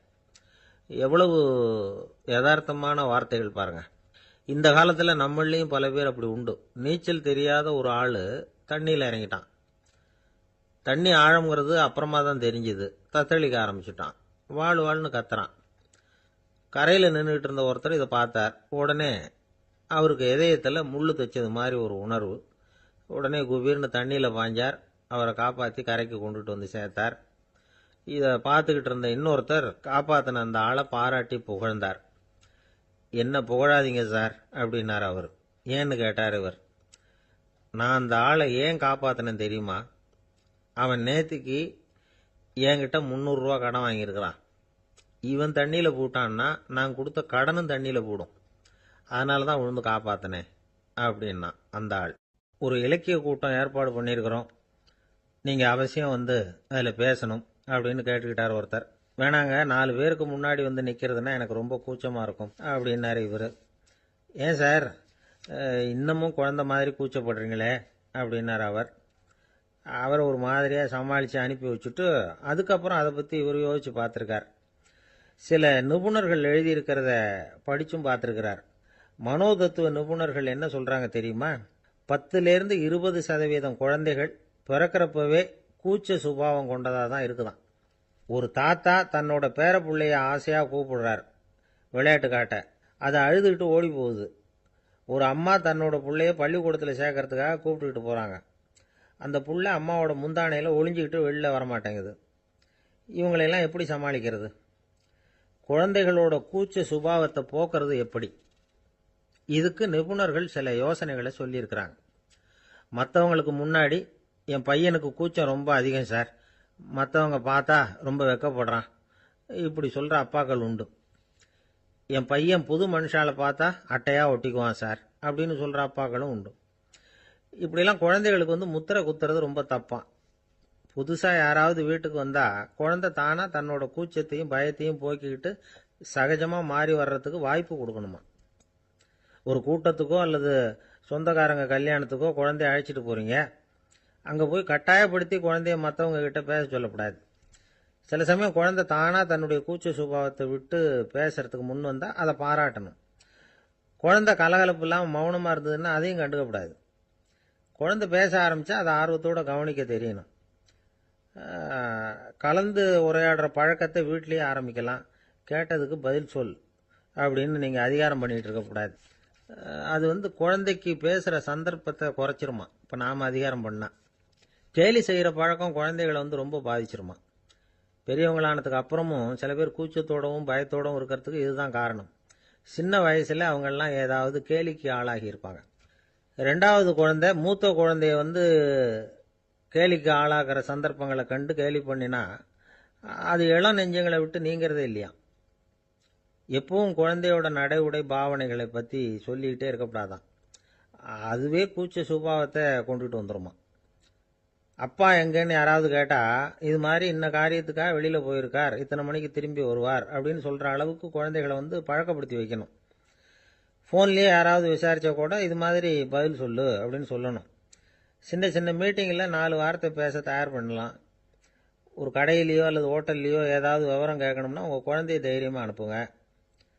குழந்தைகள் பணிவாகவும் பொறுமையாகவும் விவரம் கேட்குறப்போ கூச்ச சுபாவம் தானாக போயிடும். சின்ன வயசுலேயே இப்படிலாம் பழக்கப்படுத்தினா தான் வருங்காலத்தில் தைரியமாக இந்த சமுதாயத்தில் வாழ முடியும். இல்லைன்னா 60 வயசுலேயும் அடுப்பங்கரையை விட்டு வெளில வர்றதுக்கு கூச்சப்பட்டுக்கிட்டு தான் இருக்க வேண்டியிருக்கும். இந்த காலத்து பிள்ளைங்க எவ்வளவோ பரவாயில்ல, எதுக்கும் தயங்குறதில்ல, கூச்சப்படுறதில்ல. ஒரு அம்மா அடுப்பங்கரையிலேருந்து சத்தம் போட்டாங்க, டேய் ராமு, தயவு பண்ணி அந்த டிவியை நிறுத்துறா, அந்த பெண்ணோட குரல் மகா மோசம், அடுப்பங்கரையில் இருக்கிற என்னாலேயே அதை சகிச்சிக்க முடியல அப்படின்னாங்களாம். உடனே பையன் கொஞ்சம் கூட தயங்காமல் பதில் சொல்கிறான், அம்மா இந்த குரல் டிவியிலேருந்து வரல, எதிர்த்த விட்டு மாமி தான் இங்கே வந்திருக்கிறாங்க, அவங்க தான் இப்போ என்னோட பேசிக்கிட்டு இருக்கிறாங்க அப்படின்னு நானும். ஐயா, உங்கள் பேரை தொடர்ந்து தினம் கேட்டுக்கிட்டு இருக்கிறேன் அப்படின்னார் ஒருத்தர். தொடர்ந்து கேட்குறீங்களே, உங்களுக்கு காது வலிக்கலையா அப்படின்னு கேட்டோம். பேசுகிற உங்களுக்கே வாய் வலிக்கல அப்படிங்கிறப்போ கேட்குற எங்களுக்கு எப்படி காது வலிக்கும் அப்படின்னார். நம்ம உடம்புல ஒரு அதிசயம் என்ன தெரியுமா? ரொம்ப நேரம் நாம் நடக்கிறோம்னு வச்சுக்கோங்க, கால் வலிக்கும். ரொம்ப நேரம் வேலை செஞ்சால் கை வலிக்கும், உடம்பு வலிக்கும். ரொம்ப நேரம் பார்த்துக்கிட்டே இருந்தால் கண்ணு வலிக்கும். ரொம்ப நேரம் பேசிக்கிட்டே இருந்தால் வாய் கூட வலிக்கும். ஆனால் ரொம்ப நேரம் கேட்டுக்கிட்டே இருக்கிறதுனால காது வலிக்கிறது இல்லை. அதனால் கேட்கறதுக்கு முக்கியத்துவம் கொடுத்தாங்க நம்ம பெரியவங்க. திருவள்ளுவர் வந்து தேவையில்லாமல் வார்த்தைகளை உபயோகப்படுத்த மாட்டார். ஒரு திருக்குறள்னு எடுத்துக்கிட்டாவே அதில் மொத்தம் 7 வார்த்தைகள், அவ்வளவுதான். அப்படி 7 வார்த்தைகள் மட்டுமே உள்ள ஒரு திருக்குறளில் வள்ளுவர் ஒரே வார்த்தையை 5 தடவை உபயோகப்படுத்தியிருக்கிறார், திரும்ப திரும்ப பயன்படுத்தியிருக்கிறார். அப்படின்னா அதை எந்த அளவுக்கு வலியுறுத்தி சொல்கிறார் அப்படிங்கிறத நாம் புரிஞ்சுக்கணும். அது என்ன குறள்? செல்வத்துள் செல்வம் செவிச்செல்வம், அச்செல்வம் செல்வத்துள் எல்லாம் தலை. செவிச்செல்வம்ங்கிறது அவ்வளவு முக்கியமானது. கற்றலின் கேட்டல் நன்று. அதிகம் கேட்கணுங்கிறதுக்காக தான் எவ்வளவு கேட்டாலும் காது வலிக்கிறது இல்லை. குறைச்சலாக பேசணும், அதிகமாக கேட்கணும். இன்னொரு விஷயம் கவனிங்க. நம்ம உடம்புல கண்ணுக்கு மூடி இருக்குது, எதையாவது நாம் பார்க்க விரும்பலைன்னா உடனே கண்ணை மூடிக்கலாம். நம்ம வாய்க்கு மூடி இருக்குது, பேச விருப்பம் இல்லையா, வாயை மூடிக்கலாம். மூக்குக்கு கூட மூடிக்கிற வசதி இருக்குது, எதையாவது முகர விருப்பம் இல்லையா, மூச்சை அடக்கிக்கலாம். ஆனால் பாருங்க, காதுக்கு மூடி கிடையாது. அதை கையால் தான் மூட முடியும். யார் என்ன சொன்னாலும் அது நல்லதோ கெட்டதோ காதில் விழுந்துக்கிட்டு தான் இருக்கும்.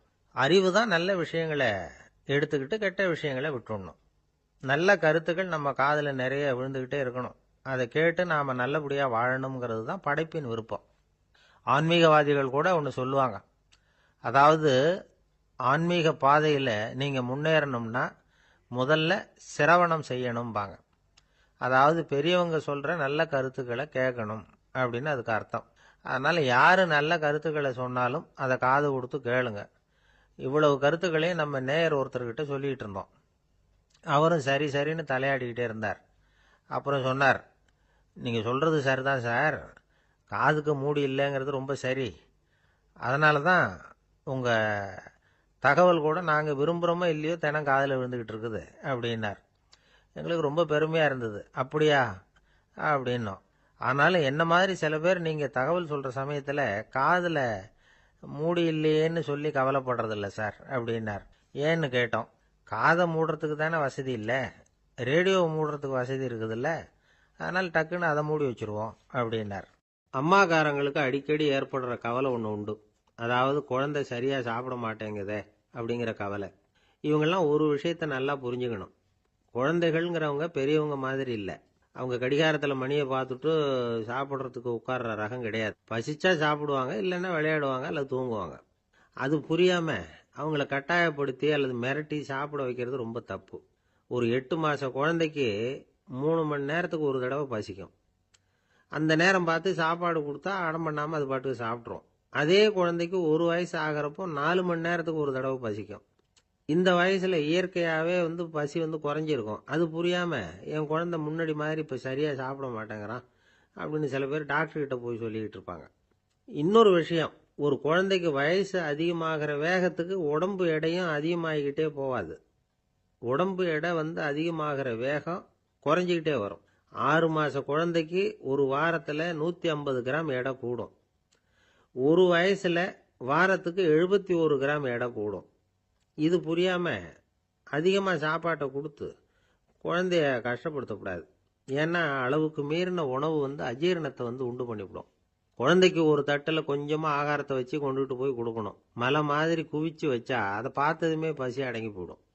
அடித்து மிரட்டி பயமுறுத்தி குழந்தைய சாப்பிட வைக்கிற பழக்கம் இருக்குது பாருங்கள், அதுக்கு ஃபுட் ஃபோர்ஸிங் அப்படின்னு பேர். இப்படி பண்ணினா குழந்தைக்கு சாப்பாட்டில் விருப்பம் குறைஞ்சிரும், அதை கண்டாவே வெறுக்க ஆரம்பிச்சிடும். அது மாதிரி உளம் சார்ந்த பசி குறைவு, சைக்கோஜெனிக் அனோரெக்சியா, அது ஏற்படுமா. சாப்பாடுங்கிறதே ஒரு தண்டனை மாதிரி தோணும். குழந்தைகளுக்கு பிடிச்ச மாதிரியான ஆகாரத்தை கொடுக்கணும். சத்து அதிகம் இருக்குங்கிறதுக்காக அதுக்கு பிடிக்காத ஆகாரத்தை கொடுத்து கட்டாயப்படுத்தக்கூடாது. குழந்தைகளுக்கு 2 வயசு ஆகிறப்போ இயற்கையாகவே எதிர்மறை குணம் உண்டாகும். அதாவது அந்த எதிர்மறையாக பேசுறது. இது மாதிரி சமயங்களில் நாம் என்ன சொல்கிறோமோ அதுக்கு நேர்மாறாக நடந்துக்கும். ஏட்டிக்கு போட்டி. சாப்பிட சொன்னால் விளையாட போவோம், விளையாட சொன்னால் சாப்பாடு கேட்கும். இதை புரிஞ்சுக்கிட்டு நடந்துக்கணும். குழந்தை சொன்ன பேச்சை கேட்கலேன்னு கோவப்படக்கூடாது. குழந்தை வளர வளர பிடிவாத குணம் வர்றது சகஜம். கேட்டதை வாங்கி கொடுத்தா தான் சாப்பிடுவேன் அப்படின்னு பிடிவாதம் பண்ணும். வாங்கி கொடுத்துடுறது தான் உத்தமம். நீங்களும் அதுக்கிட்ட பிடிவாதம் பண்ணிகிட்டு இருக்கக்கூடாது. ஏன்னா கேட்டது கிடைக்கலையேங்கிற ஏமாற்றம் கூட குழந்தையோட பசியை குறைச்சிரும். கேட்டது கிடைச்சிட்டா பசி அதிகமாகும். கொடுத்ததை மலமலன்னு சாப்பிட்றோம். குழந்தைகளுக்கு கண்ட கண்ட நேரத்தில் சாப்பிட்றதுக்கு எதையாவது வாங்கி கொடுத்துக்கிட்டு இருந்தால் சாப்பாட்டு நேரத்தில் சாப்பிடாம அடம் பண்ண ஆரம்பிச்சிடும். பள்ளிக்கூடம் போகிற பிள்ளைங்க காலை உணவை சரியாக சாப்பிட மாட்டாங்க. அச்சம், அவசரம், பரபரப்பு இதெல்லாம் தான் காரணம். பள்ளிக்கு புறப்படுறதுக்கு ஒரு 3/4 மணி நேரத்துக்கு முன்னாடியே சாப்பாடு போட்டுருங்க, அது சரியாக போடும். படிக்கிற குழந்தைகள் உடல் சோர்வு, மனச்சோர்வு இது காரணமாக கூட சாப்பிட மறுக்கிறது உண்டு. இப்போ உதாரணமாக சாயந்தரம் விளையாடி விட்டு வீட்டுக்கு வந்ததும் சாப்பிட சொன்னால் வேணாம்பாங்க. இது உடல் சோர்வு. ரொம்ப நேரம் வீட்டு பாடங்களை செஞ்சு முடித்த கையோடு சாப்பிட சொன்னாலும் அவங்களால சரியாக சாப்பிட முடியாது. இது உளச்சோர்வு, அதாவது மனச்சோர்வு. இதை தவிர குழந்தைகளுக்கு உடல் நலக்குறைவு ஏற்பட்டால் கூட சாப்பிட மறுக்கிறது உண்டு. சில மருந்து மாத்திரைகள் கூட பசியை குறைச்சிரும். அதனால் சரியாக தெரிஞ்சுக்கிட்டு குழந்தைகளை சாப்பிட வைக்கணும். அது புரியாமல் கையில் சாப்பாட்டு தட்டை வச்சுக்கிட்டு குழந்தைகளை விரட்டிக்கிட்டு அலையக்கூடாது. ஒரு சின்ன பையன் சொன்னான், எங்கள் அம்மா சாப்பாடு போடுறது தெரிஞ்சால் நான் உடனே வீட்டை விட்டு வெளியில் ஓடி போடுவேன் அப்படின்னா. ஏன் அப்படி பண்ணுறேன்னு கேட்டோம். எங்கள் அப்பா கூட அது மாதிரி தான் சார் பண்ணுவார் அப்படிங்கிறான். கங்கை கரை தோட்டம் பக்கத்தில் ஒரு ஆசிரமம். அங்கே ஒரு பெரியவர் தங்கியிருக்கிறார். அவர் தான் ராமகிருஷ்ண பரமஹம்சர். அந்த ஆசிரமம் இருந்த இடம் கரக்பூர். வங்காளத்தில் பொதுவாக எல்லாரும் மீன் சாப்பிட்றது உண்டு. கங்கையில் குளிச்சுட்டு கையில் ஒரு மீனோடு வர்றது வழக்கம். இவர் இருக்கிற இடத்துக்கு கங்கையில் படகு வழியாக வரணும். அப்படி தான் எல்லாரும் வருவாங்க. வர்றவங்கள ஒன்று கூட்டி ஆன்மீக விஷயங்களை பற்றி பேசிக்கிட்டு இருப்பார். ஒவ்வொரு நாள் ஒவ்வொருத்தர் நகரத்துக்கு போகணும். வரும்பொழுது மீன் கொண்டுகிட்டு வரணும். அதுக்கு ஒரு அட்டவணையே உண்டு ஆசிரமத்தில். அது பிரகாரம் ஒரு நாள் சுவாமி யோகானந்தர் படகுல போனார். படகை செலுத்தினவங்க ராமகிருஷ்ணரையும் சுவாமி யோகானந்தரையும் மற்றவங்களையும் பித்தர்கள் அப்படின்னு சொல்லி ஏளனமாக பேசினாங்க. அவங்க என்ன பைத்தியம் பிடிச்சவங்க அப்படிங்கிறது மாதிரி. சுவாமி யோகானந்தருக்கு ரொம்ப மென்மையான இதயம். இவங்க இப்படி கண்ணாபின்னான்னு பேசுகிறத பார்த்தா மீனை வாங்கிட்டு திரும்புகிறப்போ என்ன நடக்குமோ அப்படிங்கிற பயம் வேற வந்துட்டுது அவருக்கு. அவ்வளவு மென்மையானவர். இதை தெரிஞ்சுக்கிட்ட ராமகிருஷ்ணர், யோகானந்தா இங்கே வா அப்படின்னு கூப்பிட்டார். இவர் கண்ணீரை தொடச்சிக்கிட்டே கிட்ட போனார். சொன்னார், ஐயா, படகு ஓட்டுறவங்க உங்களை பற்றி மோசமாக பேசுகிறாங்க. என்ன திட்டினா பரவாயில்ல, ஆனால் உங்களை அவங்க திட்டுறாங்க. அதை என்னால் தாங்கிக்க முடியல அப்படின்னார். இதை கேட்டதும் ராமகிருஷ்ணருக்கு கோபம் வந்துட்டு தான். என்னது, உன்னுடைய குருவை பற்றி அவங்க மோசமாக பேசும்பொழுது நீ சும்மா இருந்தியா? வெளியில் போ அப்படின்னு விட்டார். குரு நிந்தனை செய்கிறப்போ அதை கேட்டுக்கிட்டு சும்மா இருக்கலாமா? குரு நிந்தனையை கேட்டால் பாவம் இல்லையா? என்னை தூற்றும் போது அவங்க பாவம் செய்கிறாங்க. அதை கேட்டுக்கிட்டு நீ சும்மா இருந்தால் நீயும் பாவம் செய்கிற அப்படின்னாராம். அடுத்த நாள் சுவாமி நிரஞ்சனானந்தர் போக வேண்டிய நாள். இவர் படகுல போகும்பொழுதும் அதே மாதிரி நடந்துதான். அவங்க மோசமாக பேச ஆரம்பித்தாங்க, திட்ட ஆரம்பித்தாங்க.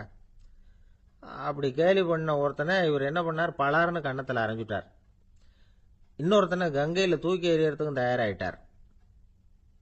அதுக்கப்புறம் அவங்க யாரும் வாயை திறக்கலை. மீன் வாங்கிட்டு வர்றப்பவும் படகுல ஒரே அமைதி. அவ்வளவு பயம் அவங்களுக்கு.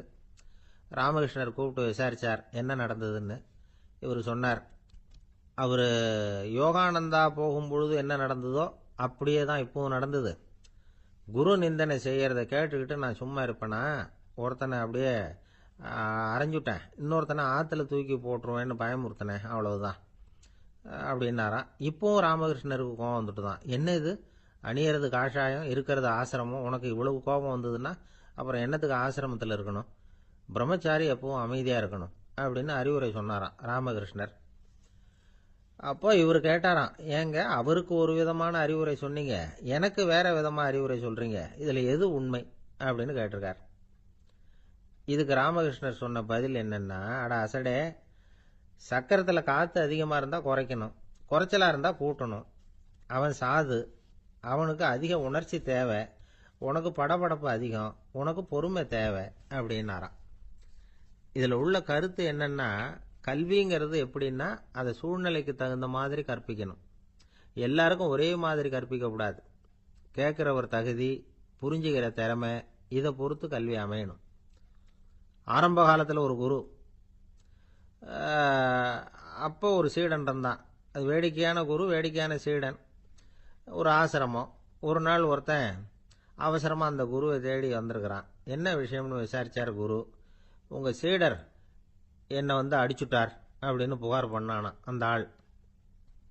குரு சீடனை கூப்பிட்டார். அடிச்சியா இந்த ஆளை அப்படின்னு கேட்டாராம். ஆமான் இருக்கான் சீடன். ஏன் அடிச்சே அப்படின்னு கேட்டாராம். இந்த ஆள் உங்களை பற்றி மட்டமாக பேசிவிட்டான், என்னால் அதை தாங்கிக்க முடியல, அதனால தான் அடிச்சுட்டேன்ருக்கான். அப்படி என்ன பேசினான் அப்படின்னு கேட்டாராம். உன்னுடைய குருநாதர் இப்போல்லாம் அர்த்தமில்லாமல் பேச ஆரம்பிச்சுட்டார் அப்படின்னு சொல்லிவிட்டான், அதனால தான் அடிச்சுட்டேன் அப்படின்னானா. அதுக்காக அடிச்சே அப்படின்னாராம். நான் அதுக்காக அடிக்கல குருவே, இப்பெல்லாம் நீங்கள் அர்த்தம் இல்லாமல் பேசுகிறதாக அவன் சொல்கிறான், அப்படின்னா இதுவரைக்கும் நீங்கள் அர்த்தத்தோடு பேசினதாகத்தானே அர்த்தம், அது தப்பு தானே, அதனால தான் அடித்தேன் அப்படின்னானா. பந்திக்கு முந்தர ஆசாமிகள் நம்மள பல பேர் உண்டு. அப்படி முந்தறதுக்கு கூட முயற்சி பண்ணுறவங்க நிறைய பேர் இருக்கிறாங்க. இதில் என்ன ஒரு விஷயம்னா, பந்திக்கு முந்துறது கூட தப்பு இல்லை. ஆனால் அப்படி ஒரு விருந்தில் ஆளாக போய் உட்காந்து சாப்பிட்டா கூட வெளியில் வர்றப்ப என்ன பெரிய விருந்து வச்சுட்டான், சாம்பாரில் உப்பு இல்லை, ரசத்தில் காரம் இல்லை அப்படின்னு குறை சொல்லிகிட்டே வர்றது இருக்கு பாருங்க, அது சரியில்லை, நாகரிகமும் இல்லை. கல்யாண பத்திரிகையில் என்ன போட்டிருக்குது, என் பொண்ணுக்கும் இன்னார் பையனுக்கும் கல்யாணம், எல்லாரும் குடும்பத்தோடு வந்திருந்து மணமக்களை வந்து ஆசீர்வதிக்கணும், இப்படி தானே போட்டிருக்கோம். குடும்பத்தோடு வந்து விருந்து சாப்பிட்டு சாப்பாடு எப்படி இருக்குன்னு அபிப்பிராயம் சொல்லிவிட்டு போங்க அப்படின்னா போட்டிருக்கு கல்யாண பத்திரிகையில். ஒருத்தர் வீட்டு விசேஷத்துக்கு போயிருக்கோம்னா எவ்வளவோ அசௌகரியங்கள் நமக்கு ஏற்படலாம். ஏராளமான கூட்டம் வந்திருக்கும். எல்லாரையும் அவங்க வந்து தனித்தனியாக கவனிச்சிக்கிட்டு இருக்க முடியாது. நாம தான் அனுசரித்து நடந்துக்கணும். நாமளா போய் வாழ்த்த வேண்டியவங்களை வாழ்த்தி விட்டு வந்து சேரணும். அதை விட்டுட்டு பத்திரிக்கை கொடுத்தானேன்னு போனேன், கவனிப்பே சரியில்லை அப்படின்னு புலம்பிக்கிட்டு இருக்கக்கூடாது. ஒரு விருந்துக்கு போனால் அங்கே எப்படி நடந்துக்கணும் அப்படிங்கிறத பற்றி கூட அனுபவசாலிகள் சில விவரங்கள்லாம் சொல்லியிருக்கிறாங்க. இந்த காலத்தில் கல்யாணம், பிறந்த நாள், அது இதுன்னு நிறைய விருந்துகள் நடக்குது. அதெல்லாம் எதுக்காக?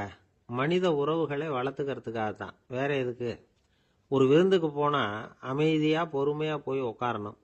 அடித்து பிடிச்சிக்கிட்டு இடத்த பிடிக்க போகிறேன் அப்படின்னு நிற்கக்கூடாது. முதல் பந்தி நடந்துக்கிட்டு இருந்தால் அது முடிஞ்சு இலை எடுத்து சுத்தம் பண்ணதுக்கு அப்புறம் போய் உட்கார்றது தான் நாகரீகம். இலை எடுக்கிறதுக்கு முன்னாடி அங்கே போய் உட்காந்தா நல்லா இருக்காது. நீங்கள் சாப்பிட்டுட்டு உட்காந்துருக்கீங்களா, சாப்பிட்றதுக்கு உட்காந்துருக்கீங்களா, பார்க்குறவங்களுக்கு சந்தேகம் வந்துடும். அதே மாதிரி இலையில எல்லா ஐட்டமும் பரிமாறினதுக்கு அப்புறம் சாப்பிட ஆரம்பிக்கணும். ஒவ்வொரு ஐட்டமாக வைக்க வைக்க நாம் பாட்டுக்கு எடுத்து உள்ளே தள்ளிகிட்டே இருந்தோம்னா எதை வச்சோம் எதை வைக்கலன்னு பரிமாறினவரே குழம்பி போயிடுவார். ஏன்னா எப்போ பார்த்தாலும் இலை காலியாகவே இருக்கும். சாப்பிட்றப்போ உங்கள் சாப்பாட்டையே நீங்கள் கவனிக்கணும். அடுத்தவங்க இலையில என்ன இருக்குது, பக்கத்தில் இருக்கிறவர் எதை அதிகமாக சாப்பிட்றார், இதெல்லாம் நமக்கு என்னத்துக்கு? எல்லாரும் சாப்பிட்டு முடிக்கிற வரைக்கும் பொறுமையாக இருக்கிறது தான் நல்லது. நீங்கள் மட்டும் திடீர்னு பாதியில் எழுந்திரிச்சு பக்கத்தில் இருக்கிறவங்களுக்கு சங்கடமாக இருக்குமேங்கிறதெல்லாம் யோசிக்காமல் நீங்கள் பாட்டு எழுந்திரிச்சு போகக்கூடாது. பக்கத்தில் உள்ளவங்க உங்களை எழுந்திரிக்க சொன்னால் எழுந்திரிச்சு போகலாம். விருந்துகளில் சாப்பாட்டை வீணாக்கிறதே ஒரு நாகரிகமாக போட்டுது.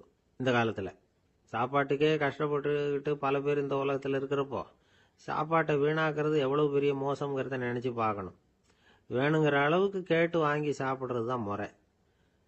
விருந்தில் இந்த பஃபே அப்படின்னு சொல்லி ஒரு முறை சொல்கிறாங்கல்ல, அதாவது உணவு வகைகளையெல்லாம் பொதுவாக ஒரு இடத்துல வச்சுடுறது, நமக்கு தேவையானதை நாமே எடுத்து ஒரு தட்டில் போட்டுக்கிட்டு சாப்பிட வேண்டியது.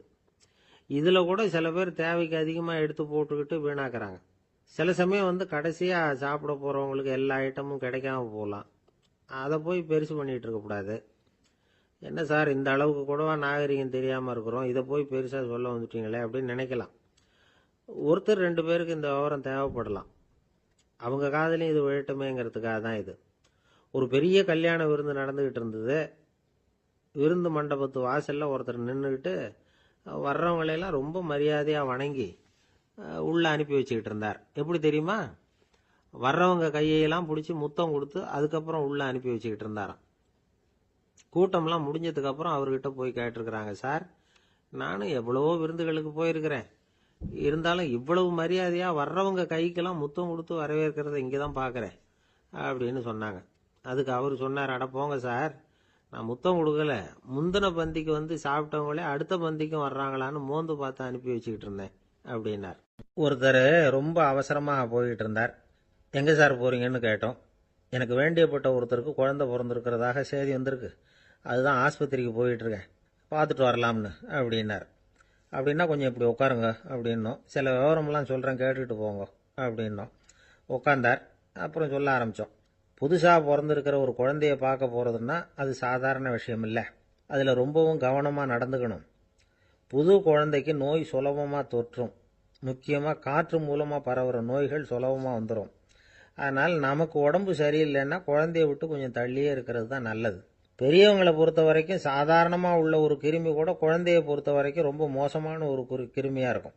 சில வெளிநாடுகளில் எப்படி தெரியுமா, பிறந்த குழந்தை தூங்கிக்கிட்டு இருக்கிற ஒரு ரூமுக்கு போகணும்னா போகிறவங்க வந்து முகமூடி போட்டுக்கணும், காலணிகளை மாற்றிக்கணும், அவ்வளவு சுத்தமாக உள்ளே போய் பார்த்துட்டு வரணும். பொதுவாக சில ஆஸ்பத்திரிகளில் பார்த்தீங்கன்னா பார்வையாளர்கள் நேரத்தில் விசிட்டிங் ஹவர்ஸ் தாயை விட்டு குழந்தைய தனியாக பிரித்து வச்சுருவாங்க. எதுக்குன்னு நினைக்கிறீங்க? அந்த நேரம் பல பேர் வருவாங்க போவாங்க, அவங்க கை கால் சுத்தமாக இருக்காது, சுத்தமில்லாத கைகள் மூலமா கிருமிகள் பரவும். சுத்தமில்லாத கைன்னா மண்ணு தூசி படிஞ்சிருக்கிற கை மட்டும் தான் அர்த்தம் இல்லை. சாலையில் கையை வீசிக்கிட்டு நடந்து வர்றீங்க, குழந்தைய பொறுத்த வரைக்கும் அது கூட சுத்தமில்லாத கை தான். தாயை தவிர மற்றவங்க குழந்தைய தூக்காமல் பார்த்துக்கிறது நல்லது. தாய் கூட அளவோட கொஞ்சிறதோட நிறுத்திக்கணும். புதுசாக ஒரு குழந்தைய பெற்றிருக்கிற பொண்ணுக்கிட்ட மற்ற தாய்மார்கள் ஏதாவது சொல்லிக்கிட்டே இருப்பாங்க. குழந்தைய அப்படி வளர்க்கணும், இப்படி வளர்க்கணும் அப்படின்னு ஏதாவது அட்வைஸ் பண்ணிக்கிட்டே இருப்பாங்க. இப்படி ஓவராக அறிவுரை பண்ணுறது அந்த பொண்ணை குழப்பி விட்டுரும். அதனால் அப்படிலாம் பண்ணக்கூடாது. அந்த பெண்ணே ஏதாவது கேட்டால் கூட டாக்டர் சொல்ல வேண்டிய விவரங்களை எல்லாம் நாமே சொல்லிகிட்டு இருக்கக்கூடாது. புதுசாக பிறந்திருக்கிற குழந்தைய மட்டும்தான் இப்படி பார்க்கணும்னு இல்லை. ஒரு நோயாளி குழந்தைய பார்க்க போகிறதுனா கூட ரொம்ப எச்சரிக்கையாக தான் நடந்துக்கணும். ஒரு தின்பண்டமோ விளையாட்டு சாமானோ அந்த குழந்தைக்கு நாம் வாங்கிட்டு போகிறதா வச்சுக்குவோம். அதை நேராக கொண்டுகிட்டு போய் அந்த குழந்தைகிட்டே கொடுக்கக்கூடாது. அதோட அப்பா அம்மா கிட்ட ரகசியமாக கொடுக்கலாம். அவங்க முடிவு பண்ணட்டும் குழந்தைகிட்ட அதை கொடுக்கலாமா வேண்டாமாங்கிறத. அவங்களுக்கு தான் தெரியும் அதோட மனசும் உடம்பும். உங்கள் அக்கறையை காட்டுறதா நினச்சிக்கிட்டு குழந்தை வாயில் எதையும் கொண்டுட்டு போய் போடாதீங்க. போகிறப்போ உங்கள் வீட்டு குழந்தையும் அழைச்சிட்டு போகாதீங்க. இது நோயை வாங்கிட்டு வந்துடும், அல்லது புதுசாக ஒரு நோயை அதுக்கிட்ட கொடுத்துட்டு வந்துடும். என்னதான் உங்களுக்கு பழக்கமான குழந்தையா இருந்தால் கூட அதுக்கு விருப்பம் இல்லைன்னா பேசக்கூடாது. அங்கே போய் அவங்க பள்ளிக்கூடத்தை ஞாபகப்படுத்திகிட்டு இருக்கக்கூடாது. நோயில் இருக்கிறப்ப ஸ்கூலை பற்றி பேச அது விரும்பாது. ஆஸ்பத்திரியை விட்டு வெளியில் புறப்படுறப்போ குழந்தைகிட்ட சொல்லணும்னு அவசியம் இல்லை. அதோட அப்பா அம்மா கிட்ட சொல்லிவிட்டு புறப்பட்டா போதும். குழந்தை கோபிச்சிக்காது. சமூக சம்பிரதாயத்தை பற்றி அது கவலைப்படுறதில்லை. இப்படி எல்லா விவரமும் நம்ம எதிரில் உட்காந்துருந்தவங்க கிட்ட சொல்லி முடித்தோம். ரொம்ப நன்றி சார் அப்படின்னு சொல்லிவிட்டு அவர் புறப்பட்டார். குழந்தைங்க கொஞ்சம் வளர்கிற வரைக்கும் தான் நாம் எச்சரிக்கையாக இருக்கணும்னு இல்லை, வளர்ந்த பிறகு இன்னும் எச்சரிக்கையாக இருக்கணும். ஒரு பையன் பள்ளிக்கூடத்துலேருந்து திரும்பி வீட்டுக்கு வந்தான். முகம் பூரா நகத்தால் கீறி இருந்தது. அப்பா பார்த்து பயந்துட்டார். யாருடா உன்னை இப்படி பண்ணது அப்படின்னார். என் கூட படிக்கிற இன்னொரு பையன்னா. நாளைக்கு உன் கூட பள்ளிக்கூடத்துக்கு வர்றேன், நீ எனக்கு அவனை அடையாளம் காட்ட முடியுமான்னார். அது ரொம்ப சுலபம் நான் பையன். எப்படின்னார் அப்பா. அவன் காதில் ஒன்று கையோடு எடுத்துகிட்டு வந்திருக்கிறேன், இதோ என் பையில தான் வச்சுருக்கேன் அப்படிங்கிறான் அந்த பையன். அன்பா இருக்கணும்னு அநேக பெரியவங்க சொல்லியிருக்கிறாங்க. நாமளும் அதை கேட்டுட்டு அன்பு காட்டுறதுக்கு தயாராக தான் இருக்கிறோம். அதை வாங்கறதுக்கு தான் ஆளை காணும். இருந்தாலும் அன்புல எத்தனையோ வகை உண்டு. அதை சரியா புரிஞ்சுக்கிட்டு அதுக்கப்புறம் அன்பு காட்ட ஆரம்பிக்கணும். வகையை புரிஞ்சுக்காம அன்பு காட்டினா வம்புல மாட்டிக்க வேண்டியதுதான். அன்புன்னா சாதாரணமாக நினைச்சு விடாதீங்க. அதில் எவ்வளவு விதம் தெரியுமா? இரக்கம், கருணை, காருண்யம், பந்துத்துவம், பட்சம், பாசம், நேசம், விசுவாசம், அபிமானம், காதல், பக்தி, இப்படி பல விதமாக அதை பற்றி சொல்லி வச்சிருக்கிறாங்க பெரியவங்க. இந்த வார்த்தைகள்லாம் நாம் கேள்விப்பட்டது தான். இருந்தாலும் அதுகளுக்குள்ள என்ன வித்தியாசம்னு கேட்டால் சரியாக சொல்ல தெரியாது. அதனால் இந்த வார்த்தைகளுக்கெல்லாம் பெரியவங்க என்ன விளக்கம் சொல்கிறாங்கன்னு இப்போ பார்க்கலாம். எளியவர்கள் மேலே செலுத்துகிற அன்பு இருக்கு பாருங்க, அதுக்கு இரக்கம்னு பேர். அறிவு பலம், சரீர பலம், இது ரெண்டும் இல்லாதவங்க மேலே, அதாவது வலிமையற்றவர்கள் மேலே செலுத்துகிற அன்பு இருக்கு பாருங்க, அதுதான் கருணை. எறும்புலேருந்து யானை வரைக்கும் சகல ஜீவராசிகள் மேலேயும் காட்டுற அன்புக்கு காருண்யம்னு பேரு, ஜீவகாருண்யம். சிவி சக்கரவர்த்தி காட்டின அன்பு இந்த ரகம். உறவினர்கள், சொந்தக்காரங்க, அவங்க வசதியா இருந்தாலும் வறுமையில் இருந்தாலும் வித்தியாசம் இல்லாம காட்டுற அன்பு இருக்கு பாருங்க, அதுக்கு பேரு பந்துத்துவம். ஒரு எஜமானன் வேலையாள்கிட்ட காட்டுற அன்பு இருக்கு பாருங்க, அதுக்கு பேரு தான் பட்சம். அவனும் தன்னை மாதிரி மனுஷன்தாங்கிற நினைப்பு வேணும்.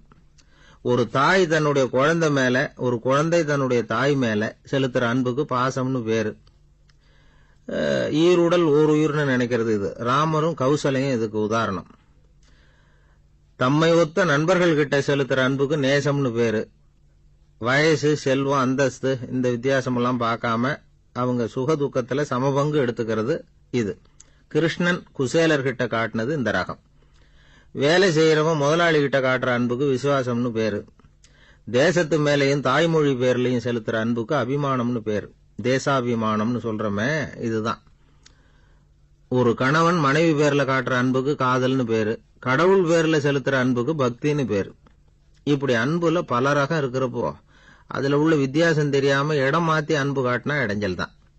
சரி, இந்த அன்பை பத்தி விஞ்ஞானம் என்ன சொல்லுது தெரியுமா? இதயத்தை பாதுகாக்கிறதுக்கு முக்கியமா தேவைப்படுற ஒண்ணு இந்த அன்புதான்னு சொல்லுது. நெதர்லாந்து விஞ்ஞானிகள் இதை ஆராய்ச்சி பண்ணியே கண்டுபிடிச்சிருக்கிறாங்க. கொஞ்சம் முயல் குட்டிகளை 2 பிரிவா பிரிச்சாங்க. 2 குரூப்புக்கும் கொழுப்பு அதிகமா உள்ள ஆகாரத்தையே கொடுத்துட்டு வந்தாங்க. ஆனா ஒரு குரூப்புக்கு வெறுமன ஆகாரத்தை கொடுத்ததோட சரி, இன்னொரு குரூப் முயல்களுக்கு ஆகாரம் கொடுத்ததோட நிறுத்திக்கல. அதுக்கு முன்னாடி கூண்டுகளை திறந்து விட்டு முயல்களை கொஞ்ச நேரம் எடுத்து கொஞ்சி விட்டு அதுக்கப்புறமா ஆகாரம் கொடுத்தாராம் ஆராய்ச்சியாளர். இந்த குரூப்புக்கு இதய பாதிப்பு 60% குறைச்சலா இருந்துதான். சில நோயாளிகளுக்கு ஹார்ட் அட்டாக் வந்தாலும் அதை தாங்கிக்கிட்டு குணமாகிற சக்தி அதிகமா இருக்குது. இது எப்படின்னு ஆராய்ச்சி பண்ணி பார்த்திருக்கிறாங்க. அவங்க எல்லாம் மனைவி தன் பேர்ல ரொம்ப அன்பா இருக்கிறதாக நினைக்கிறவங்களா இருக்கிறாங்களாம். இதய நோயாளிகள் பல பேரை சந்திச்சு இதய நோய் ஏற்பட என்ன காரணம்னு கேட்டிருக்கிறாங்க. அவங்க சொன்ன காரணம்லாம் சாப்பாடு சம்பந்தமா இல்லையா, மனைவி அன்பா இல்ல, இப்படிப்பட்ட காரணத்தை தான் சொல்றாங்களாம். அதனால இதயத்தை பாதுகாக்கணும்னு நினைக்கிறவங்க அடுத்தவங்க அன்பா இருக்கிறது மாதிரி பாத்துக்குங்க, அதுதான் முக்கியம். ஒருத்தர் முகம் பூரா பிளாஸ்டரி போட்டுக்கிட்டு வந்தார். ரொம்ப கோபமா, என்னங்க ஆச்சுன்னு விசாரிச்சேன். எல்லாம் உங்களால தான் சார்னார். விவரமா சொல்லுங்களேன். என்ன, உங்க தகவலை கேட்டுட்டு ஒரு பூனைக்குட்டியை கையில எடுத்தேன், அன்பா அதை தடவி கொடுக்கறதுக்காக. ஆனா அது முந்திக்கிட்டது, அது என் முகத்தை தடவி கொடுத்துட்டுது, முகம் பூரா நகை கீறல், அதுதான் இப்படி அப்படின்னார். அன்புல அறிவு சேராததுனால வந்த கோளாறு இது. காஞ்சிபுரத்துல பல்லவ ராஜா ஒரு கோவில் கட்டினார், கைலாசநாதர் கோவில். அதுக்கு கும்பாபிஷேகம் பண்றதுக்கு ஒரு நாள் குறிப்பிட்டு அதுக்கு வேண்டிய ஏற்பாடுகள்லாம் பண்ணினார். முதல் காரியமா கடவுளை வேண்டிக்கிட்டார், நீங்க இந்த கும்பாபிஷேகத்துக்கு நேர்ல வந்து கலந்துக்கணும்னார். கடவுள் அந்த ராஜா கனவுல வந்தார். நீ கும்பாபிஷேகம் வச்சிருக்கிற அதே நாள்ல அதே நேரத்துல எனக்கு இன்னொரு ஊர்ல ஒரு கும்பாபிஷேகம் இருக்குது, அதுக்கு போக வேண்டியிருக்கு. அதாவது திருநின்ற ஊர்ல என்னுடைய பக்தர் ஒருத்தர், அவரும் ஒரு கோயில் கட்டி கும்பாபிஷேகம் செய்யறார், நான் அதுக்கு போக வேண்டியிருக்கு, அதனால உன்னுடைய தேதியை நீ மாத்தி வச்சுக்கோ அப்படின்னார். கடவுள் தான் எங்கேயும் இருக்கிறவராச்சே, அவர் நினைச்சா 2 இடத்துலயும் இருந்து கோயில் கும்பாபிஷேகத்தை நடத்த முடியாதா? ஏன் இப்படி செய்யல? அது ஒரு முக்கியமான காரணத்துக்காகத்தான்.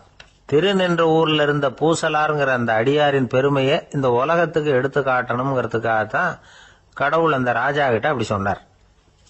சரி, அந்த அடியார் அப்படி என்னதான் பெருசா கோயில் கட்டி விட்டார்? ராஜா கட்டின கோயிலை விட பெருசா? அவர் கட்டினது கருங்கல்லாலேயோ மண்ணாலேயோ மரத்தாலேயோ இல்ல. அவர் கட்டின கோயில் வேற மாதிரி. அது மனசால கட்டின கோயில், மனசுக்குள்ள இருக்கிற கோவில், மனக்கோவில். அந்த அடியார் தன்னோட மனசுக்குள்ள மாசக்கணக்கா ஒவ்வொரு கல்லா சேர்த்து கட்டின கோவில். இந்த விஷயம் ராஜாவுக்கு தெரியாது. அவர் என்ன நினைச்சுட்டாரு, அது நாம கட்டின கற்கோயிலை விட ரொம்ப பெருசா இருக்கும் போல இருக்கு அப்படின்னு நினைச்சுட்டாரு. சரி, அப்பேற்பட்ட அந்த கோயிலை தரிசனம் பண்ணிவிட்டு வருவோம் அப்படின்னு நினைச்சு ராஜா திருநின்ற ஊருக்கு போறார். அங்க போய் பார்த்தா கோயிலையும் காணும், ஒன்னையும் காணும். கடைசியில பூசலார் கட்டின மனக்கோவில் தான் அதுங்கிறத அவர் புரிஞ்சுக்கிறார். உடனே அந்த அடியாரின் காலில் விழுந்து வணங்குறார். அவரோ, இது மனசால முயன்ற கோவில், இதுக்கு இத்தனை பெருமையா அப்படின்னு ஆச்சரியப்படுறார்.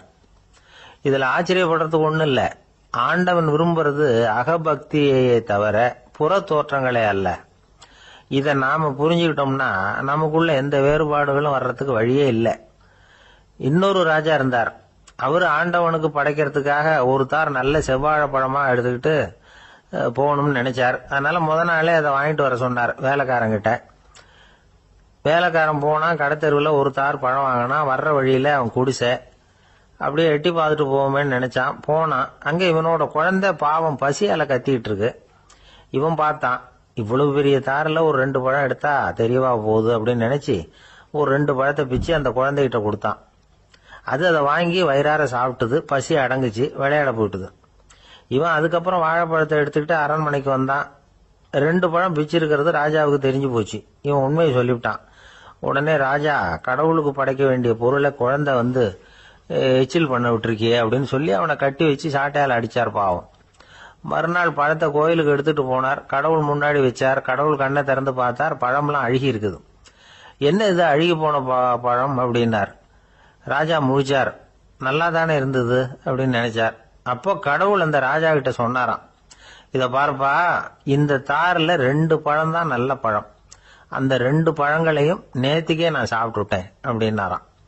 அப்பதான் ராஜாவுக்கு புரிஞ்சுது, ஏழை குழந்தையின் பசியை தீர்க்கறதுக்காக உதவுன அந்த 2 பழம் தான் இறைவன் சாப்பிட்ட பழம்னு. இறைவன் இருக்கிற இடம் எது? இதுதான். என்ன சார் உங்க பையன் என்ன செஞ்சுக்கிட்டு இருக்கிறான் இப்போ அப்படின்னு கேட்டார் ஒருத்தர். அடிக்கடி கண்ணாடி முன்னாடி நின்று அழகு பார்த்துக்கிட்டு இருக்கிறான் சார் அப்படின்னாரு அப்பா. இளம் பருவம் இப்படிதான் இருக்கும், அதையெல்லாம் சாதாரணமா நினைச்சுடாதீங்க அப்படின்னாரு அவரு. என்ன சார் சொல்றீங்க, கண்ணாடி முன்னாடி நின்றுக்கிட்டு நேரத்தை வீணாக்கிக்கிட்டு இருக்கான், அதை ஒரு பெரிய விஷயமா நான் நினைக்கணுமா அப்படின்னாரு இவர். இளம் பருவத்தில் இளைஞர்களுக்கும் சின்ன பொண்ணுங்களுக்கும் அடிக்கடி கண்ணாடியில் பார்க்கணும்னு தோணும். அது வெறுமனே அழகு பார்க்கறது மட்டும் இல்லை, அவங்க தங்களையே தேடி கண்டுபிடிக்கிற ஒரு முயற்சி அது. இது ஒரு மனோதத்துவ விளைவு.